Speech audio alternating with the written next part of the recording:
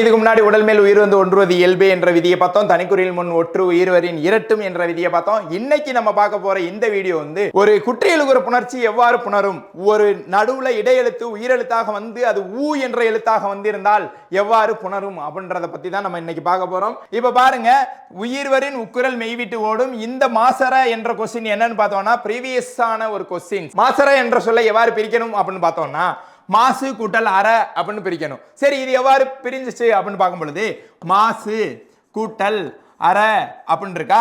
அப்ப இந்த இடத்துல ஊ, சரி இந்த இடத்துல இச்சு கூட்டல் ஊ அப்படின்னு இருக்கு. இந்த இடத்துல ஒரு உயிர் இருக்கு. அப்ப ரெண்டு இடத்துல உயிர் இருக்கு. இங்கேயும் உயிர் இங்கேயும் உயிர், இங்கேயும் உயிர் இங்கேயும் உயிர் வந்துச்சுன்னா ஃபர்ஸ்ட் உடம்படு மெய் அப்படின்றத நம்ம மைண்ட் பண்ணி வச்சுக்கிறோம். உடம்படு மெய்னா நான் என்னன்னு அடுத்த வீடியோல சொல்றேன்.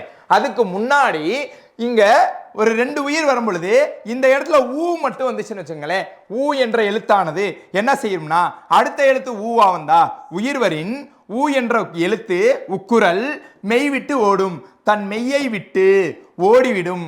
அப்பனா இந்த எழுத்து வராது அப்படின்னு அர்த்தம். அப்ப இச்சு மட்டும் தான் இருக்கும். அப்ப மா சூல ஊ ஓடிருச்சு. அப்ப இச்சு கூட்டல் அ ர. அப்ப மா இச்சு கூட்டல் அற. இது எவ்வாறு அப்படியே புணரும்? இச்சு கூட்டலா சா மா, இச்சு கூட்டலா சா ர. இப்ப மாசரன்னு வந்துருச்சா. அப்ப உயிர்வரின் ஊ என்ற எழுத்தானது தன் மெய்யை விட்டு ஓடிவிடும். இதுதான் இதற்கான பதில். அப்ப இது போல தொடர்ந்து நம்ம ஒவ்வொரு விதியையும் நம்ம வீடியோல பார்க்கலாம்.